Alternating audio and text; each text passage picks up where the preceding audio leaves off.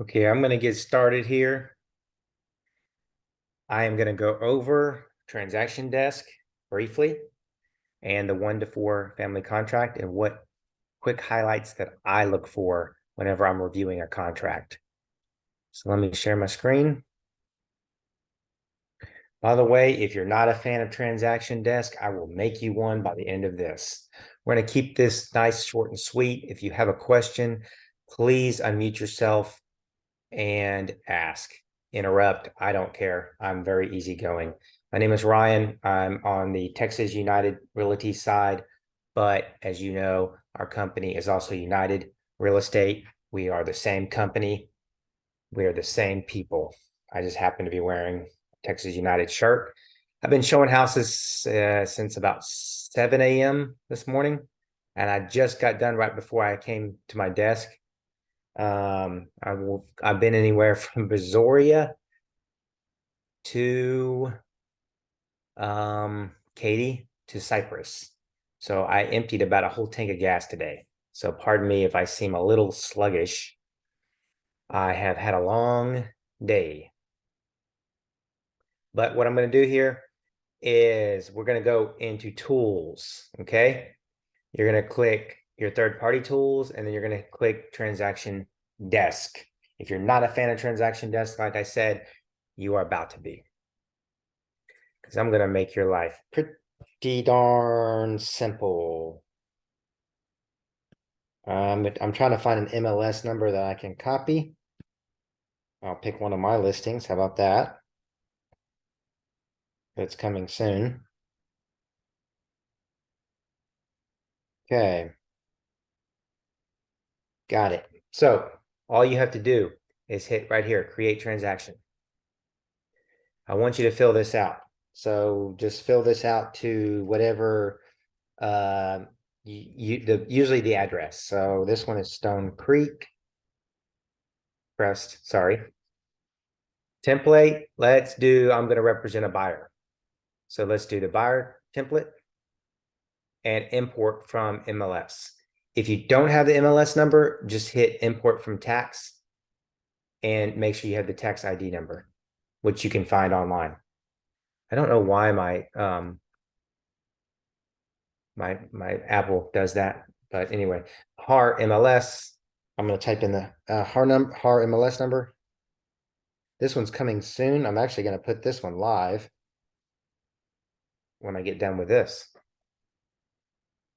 Okay, so just be careful here. You're not I am the listing agent on this particular transaction, but remember, I'm pretending to be the buyer's agent.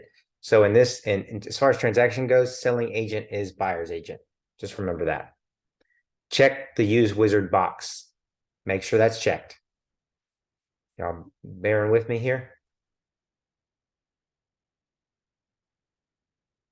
Bring up my Zoom and make sure I'm not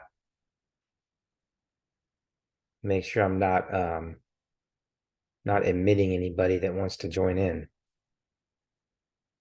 Okay. So here's what we're going to do. See how all the information's filled in? The address, everything? If that doesn't make you convert to transaction desk, watch this. Go to documents on the right-hand side. Go to documents. It already has the documents that are in HAR uploaded here. My seller's disclosures and my MUD notice. And I know because I uploaded that. So you don't have to upload on your own. It's already going to be in here.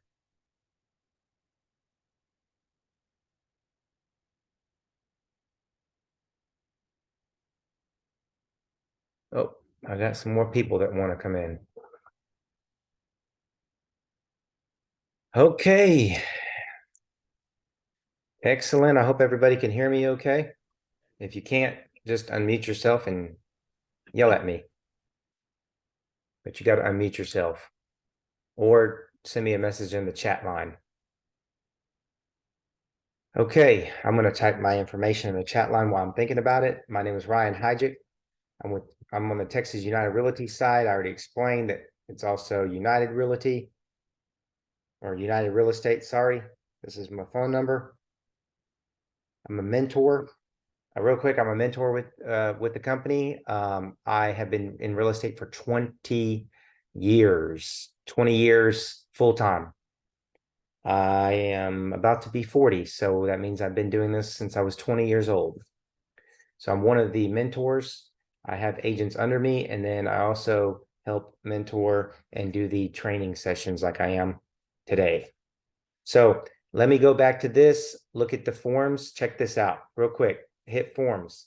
Most of your forms that you need are already here. I didn't add anything. You could also go to your documents, and then there's a checklist already uploaded for you. Check it out. Your checklist is already uploaded for you. Says you're missing something. Let me show you. Just go to add right here. Add, and just type it like sewer. I don't even remember what it's called, but I remember it said something about sewer. Boom, it comes up. Click it, hit add. Okay, but as I promised, I would go over the 1 to 4. So let me just go to that. Let's pretend like we need to fill it out. Watch how cool this is. Let's say I'm writing up an offer. So if you haven't been converted to Transaction Desk just yet and you're using Zip Forms or .loop, I'm not going to say that you're in the wrong. I'm just going to say I used to use Zip Forms for 19 years of my career. And I started using Transaction Desk about a year ago, and it's cut my time writing up a contract in half. In half. Why? Because it's already filled out. The seller's name is usually filled out too from the tax records. So I'm not sure why it didn't grab that. Maybe it just didn't. I don't know. But sometimes even the seller's name is figured out because it's gathering information from the tax records. So now all I got to do is go to tax records, fill out seller's name, buyer's name. The legal description is already filled out. Granted, there's no lot and block, which there is on this one, so I'm not sure why it missed that. But again, it's missing most of it. Look, is already filled out. Of course, it doesn't going to fill out the price because, so let's hit that. Here's it's if you take the contract and you literally read it like a book, read it for face value, it's going to make a lot of sense. Here's why. It literally says what you need to fill out. Parties are blank seller and blank buyer. So obviously seller goes first, buyer goes next. If you do Timmy Tim as a seller, it's going to auto-populate the seller's name throughout the entire contract because, again, this is a smart system. Buyer by, Timmy Tim seller, and buyer by buyer. This is an example, guys. I know this isn't real names. Okay, let's say it's lot. If I looked it up, actually, I do see it. It's lot 40. It's on HAR or the tax records, block 1. Okay, exclusions. This is a big one if this is your listing. Exclusions could be anything that is once the seller wants to retain or the seller wants to keep. So that could be light fixtures, blinds, curtains, yes, security cameras, because those are what? Attached to the wall. Anything attached, TV mount is attached to the wall. So let's say the seller wants to keep the TV mounts in the living room or the mount. Then you would instruct the buyer's agent to say, to type in here, TV mount in living room. Specify where it's at. If you're the buyer's agent and you want to keep the TV mount in the living room, then you would not put it here and try to negotiate that, right? So you just leave this blank or write NA. Okay, moving on. Don't forget to check that box. Most people don't have cash, right? So this is your down payment line. So it's going to be FHA, conventional, or whatever. If it's like FHA, it's probably 3.5%. So you do the math and let's say it's $300,000 is the offer. So you do the math. 300,000 times 0.035 is 10,500. Now, minus 300,000, the difference this is the loan amount, right? And then your final sales price is made for you. It does the calculations for you. Okay, y'all following me? Now, moving on, leases. If there's no leases on the property, then you don't mess with this section 4. There has to be a residential lease, then you would check that, and you would have to include what addendum?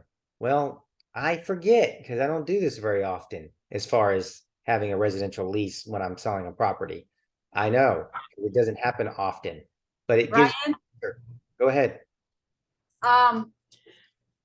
where I know I haven't been around, but where is this all at dot loop or pipeline? So I'm using Transaction Desk. A pipeline? So if you go, yeah, real quick, if you go to HAR, and which is a new system that I'm trying to teach everybody because it's a lot easier. So if you go to HAR and you see this page, don't click the red button to access MLS or Matrix. I want you to go over here to the left-hand side and click third-party tools. Then I want you to go down to Transaction Desk, and that will automatically log you in.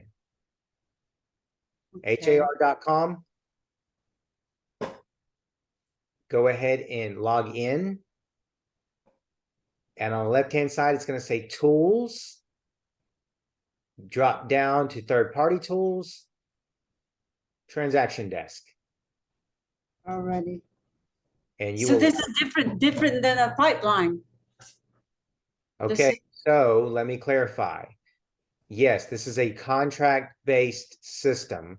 This is where I pull up all my contracts to write an offer or a listing agreement.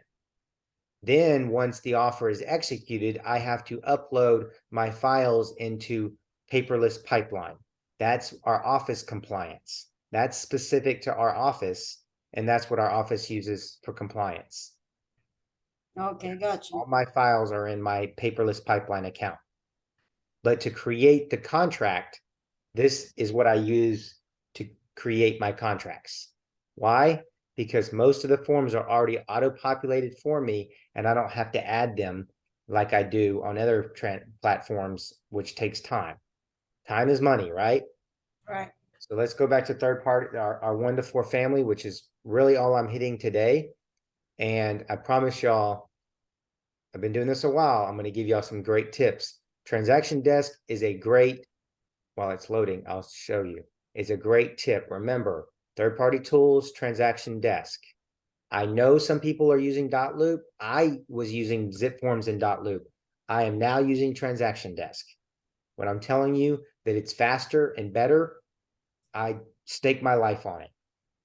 That's how much I like Transaction Desk. Takes a little getting used to, but what I did is I went in here and I just kind of played around with it, like all these buttons here. And I kind of did a test. I just did a random test MLS number, and it paid off in dividends because it didn't take me but about 10 minutes to figure it out. Does HAR always have this tools or they just Yes, added in? no, it's been around for a while. Okay. I just started using it about a year ago. So okay, so 1 to 4 family contract, all you got to do is click it and it opens it. The only reason it's taking a little while is the internet at my house has been running kind of slow.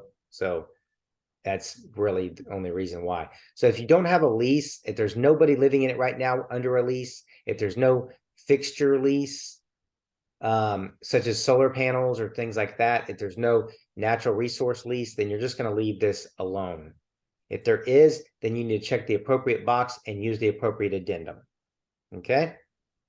Earnest money. This is a big mistake. Everybody thinks escrow agent means the name of the title lady. No, it doesn't mean the name of the title lady. It doesn't mean to put Jana Smith there. It means to put in this instance, escrow agent is referring to the title company.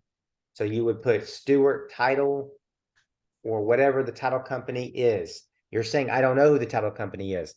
In the real world, I know it's negotiable, but I'm going to give you real world facts when I really write a contract, and I've written thousands of them, tens of thousands of them, literally tens of thousands. The listing agent most of the time is pretty much the one that dictates what title company it is. I know it's negotiable. I know the school told you it's negotiable, and it is. So if your buyer insists on using a certain title company, then you can put it in there and see if the sellers will accept. Most of the time, the listing agent is the one that has the title company in mind or in place. And the title might already be open there. Again, it's negotiable. Just so I make sure I cover my bases. So I would text the listing agent, hey, what title company are you using? And then this is where you put the address of the title company. So I would say, I always put to the listing agent in a text, title company information, question mark. Okay, this is your earnest money. It's typically, again, it's negotiable, but guys, I'm going to give y'all let's just give y'all the real facts here. Earnest money is typically 1% of the offer. So if this was my buyer, again, it's negotiable. You can put $1 there. That doesn't mean the seller's going to accept it. If this was my buyer, I'm going to write $3,000 earnest money. And how much for option money? I always kind of ask my buyer, like, how much are you willing to lose if you end up backing out in a week? Like, how much you're willing to lose? And they always say, well, what is customary? I mean, back in the COVID days, customary was like 300, 400 bucks. It's dropped back down to about 250, 300. So to come across a little stronger, I might do 300 because again, the earnest money and the option money get credited back to the buyer at closing anyway. So if they don't back out, they don't lose the money. And then I usually do 7 days. If it's like a country property, I'll usually do 10. But again, if it's like in the city, because remember, country properties, you have the well testing, you have the sewer testing, things like that. So buyers shall deliver additional earnest money. Everybody wants to put like the earnest money here or the option days here. You would be wrong. And why? Because you're not reading it. And again, I know I'm not trying to sound harsh. I'm just saying that read it. Buyers shall deliver additional earnest money. So again, it's a habit to put the 7 days here because you think that's what would come next, but that's false. Termination option days is under B as in boy. Okay. Title policy in Texas, customarily the seller pays for title policy, and then you would rewrite the title company that was at the top.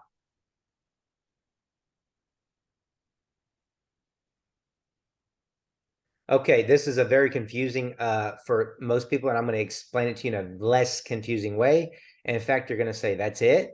Number 8, I or II, all that means is, does your buyer want extra survey coverage? Meaning, do they want the title company to ensure the boundaries of the survey when they release the title policy in their title policy? I always want my buyer to have it. It's not that much. I can't give you an exact quote, but it's couple $100 I've seen on my closing disclosures, and it's every bit worth the title company to have that included in the policy, in my opinion. So I always check will, and I always usually make it a buyer expense. That's just what I've seen most of the time the sellers accept, because the sellers don't want to pay for that if the buyer wants the extra coverage. Survey. Another very confusing thing that I'm going to make unconfusing in a hurry. Okay, this means either the seller's going to provide the survey, and you got to give them days. I usually give them like a week or so. And if the survey is not acceptable, meaning if the lender looks at the survey and says, that ain't going to work. It doesn't have a stamp. It doesn't have a seal. It's too old. It's unreadable, whatever it may be. If the lender or the title company reject it, who pays for it? That's negotiable. Go ahead. No. Did you have a question? No. Okay.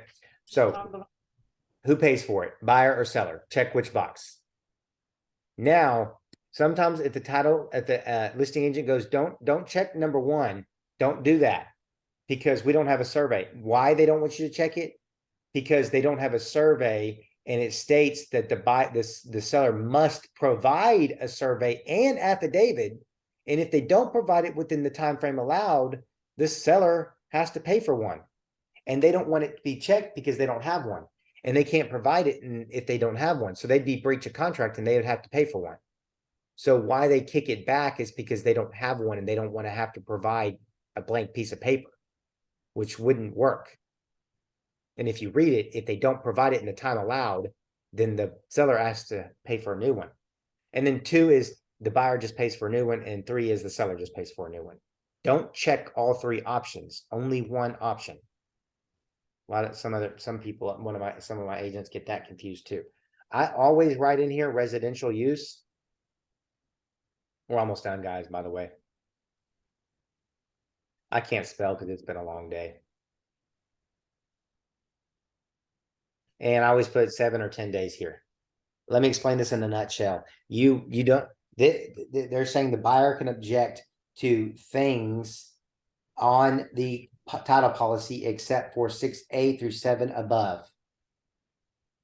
That's all these things. 6A through 7 above. So in other words, they can object to encumbrances on title disclosed on the survey, to the title disclosed on the survey, or other items 6A1 through 7 above disclosed in the commitment other than items 6A1 through 9 above, or which prohibit the following use. So I don't want residential use to be prohibited. So, and they can't object to certain things like restrictive covenants, like as far as deed restrictions go, because that's in place. They can't object to that. So if you read this and you go back to 6A17 and then 6A19, and of course I want them to be able to live there, right? So that's why I'm writing residential use. And then once the commitment and the survey come back, I'm saying that they have 7 days to review it. That's all I'm saying in that particular line there. And object to it. Usually the property is in a homeowners association, so you're going to check yes. If it is not, you're going to check no. How do you find that out? You either call the listing agent, text the listing agent, or look on the MLS. I just don't, in this short meeting, I don't have time to go over all of this stuff, guys. It's just something y'all are going to have to read. But in this particular case, this was added. So if usually it's in a MUD notice, so I usually put in MUD. Buyer seller's disclosure. Either they have received the notice, the buyer has not received it and they need it, or the seller is not required. Usually you're going to check 1 because it's on MLS. It's on HAR. If it's not required, that usually means because it's a foreclosure or like an estate sale where it's not required under the Texas law. Usually in this particular case, you're going to check buyer accepts property as is, unless your buyer says, hey, we really want that door fixed before we buy this house. And then you would describe it by checking paragraph 2 and describe what needs to be fixed before they will close on the property. Usually the only question that comes up with the buyer is, well, that doesn't mean, well, can't we still do inspections? Can't we still ask the seller to fix something? Yes, you can. This just means as of right now, you're buying it as is. You don't want the seller to fix anything, but it doesn't negate your opportunity to do an inspection and terminate under paragraph 5B if this is filled out. Okay, moving right along. H is residential service contract. That's basically a home warranty. Do you want the seller to pay for X amount of dollars towards your buyer's home warranty? And no, your buyer cannot keep the rest. So let's say you put in $1,000 here and the home warranty only costs the seller $500. That extra $500 does not get put in your buyer's pocket. I am sorry. It just doesn't get used. The seller just doesn't have to pay that much. So be reasonable with this. Go to home warranty websites and see how much one costs before you fill that out. If they even want it filled out at all. I'll touch base on that real quick. Remember, everything's negotiable. So yes, you can put $500 here. But if you're the seller and they're asking you to pay $500 of their home warranty, are you going to be as lenient on maybe paying for their closing costs or negotiating the sales price? Well, no, because you're going to take this $500 into account. So just FYI. 8 is a disclosure if you are related to the buyer or the seller if you're the listing agent. So my brother bought a house and I put in there buyer's agent Ryan Hodgick is related to buyer. He is the brother of the buyer. Closing date, oftentimes I'm going to put, honestly, I'm going to put 45 days away unless there is some other extenuating circumstances. Like, hey, we need to be in this house by the end of the month. But guess what? You better call the lender, make sure they can close by the end of the month, because I tell you, a 1, 2, 3 week turnaround for the lender is extremely difficult. So if I'm writing this up and there's no extenuating circumstances, I'm going to go 1 click, find my 10, and then I'm going to count. I do it 45 days out. 1, 2, 3, 4, 5, 6, 8, 9, 10, 1, 2, 3, 4, 5. So I'm going to probably go here.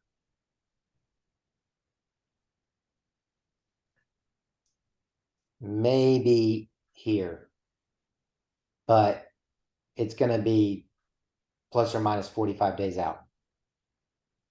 Buyer's possession, I usually put upon closing or funding, unless the seller wants time to move out and they want a temporary release. Basically what that happens is when the seller says, look, we'll close on September 20th, but we need 2 weeks to move out because we haven't closed on our other place yet. So what you would do is you would do a temporary release back, and then the seller would give your buyer, depending on what's negotiated, usually it's a daily per diem, a rent fee for those 2 weeks.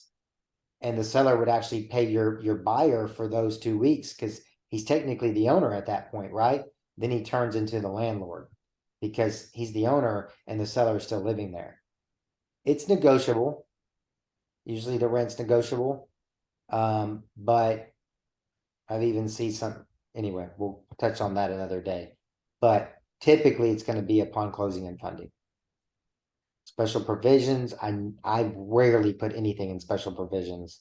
Settlement statement, this is your buyer asking the seller to pay their closing costs. Call the lender before you put anything in this line, because the lender has a certain amount that is max. Contributions is what it's called. Usually on FHA, the max contribution is like, I forget, it might be, I would need to just call my lender. It's like 3%, I think.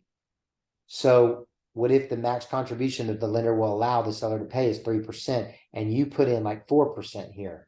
Guess what? You just outplayed and did your buyer an injustice, because the seller will max out at that 3% and get to keep the rest, and they will not give your buyer the rest, and your buyer cannot pocket the rest either. Call your lender about paragraph 12 before you put anything in there. Hey, I say this. I call my lenders and I go, look, I want the seller to pay some of my buyer's closing costs. And my buyer mentioned it. How much do you think I should ask for? Well, Ryan, what did they say? You know, what do you think they need? Well, they were saying that they wanted them to pay for all of it if possible. What's the max? And well, Ryan, make sure. Oh, hold on, Ryan, let me see. And they'll say, let me look at it.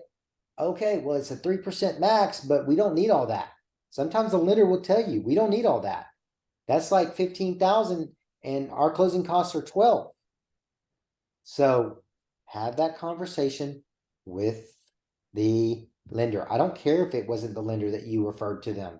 You can still call the lender, pick up the phone and call them. Hey, my name is Ryan, Texas United. I'm working with buyer B and buyer D. Oh yeah, okay, yeah, Ryan, that's cool. Nice to meet you. Hey, quick question. We want to offer 300,000 on this house on Mason Trail. Oh, really? Okay, well, what's the address? Let me pull that up. And you want them to pull it up because they're going to look up the taxes and stuff. And you're going to say, look, they want to ask for contributions on paragraph 12. What's the max, or what do you think I should ask for? The lender will tell you. This is don't forget on this to put your email address down at the bottom if you're the buyer's agent or if you're the listing agent. Check your appropriate boxes, meaning these are the addendums that is included. This is one that most people forget. If your buyer wants the refrigerator, you better check non-realty item addendum. And you better fill out a non-realty item addendum and put the fridge there. Because guess what? Guess who's paying for that refrigerator? If you don't put the non-realty item addendum in there, I'm saving you about $1,000 here right now. Guess who's paying for it if you don't put the non-realty item addendum and they done told you they wanted that refrigerator. And when you show up to do the walkthrough but the day before closing, the refrigerator's gone because you forgot to put it in the contract under a non-realty item addendum. You're paying for it because the refrigerator does not stay with the house unless it specifically states it in a non-realty item addendum. And you'd be wrong if you said it says refrigerator in here, because it does, but it says built-in refrigerator, and most refrigerators are not built in. It does say fridge in here, but it says built-in. I know where I know it's in here. Anyway, you'd be wrong. Do you put an addendum on there? A non-realty item addendum, yes. You have to, or else you're going to be paying for it. Do you have a document? I will show you. I will show you, and I'm saving you $1,000 because guess who's going to pay for it if you forget? You are. Because guess who's going to be hot mad? Your buyer. And the cool thing about Transaction Desk is this information most of the time is already filled out. I'm the listing agent of this one. That's why it thinks that I'm doing both sides. And at the bottom, don't forget to say 3%. Do you want to get paid? Usually that scares my mentees into doing this. Put in 3% of sales price. Let me show you the non-realty item addendum and then we can be done. We can open up for questions and answers. I don't see it, Jana. So we're going to add it. You're going to click add. You're going to click you're going to search non-realty. Oop, it popped up. Click add. We're going to go to it. You have to put a dollar amount. I usually say $1. And I will say fridge in the kitchen. Now I'm covered. Have your buyer sign it. Have the seller sign it. By the way, when you're exiting out of the forms, always hit save and exit. So I'm going to pause the recording because I want it to save so everybody else can have fun with listening to this later. But I'm going to also open it up for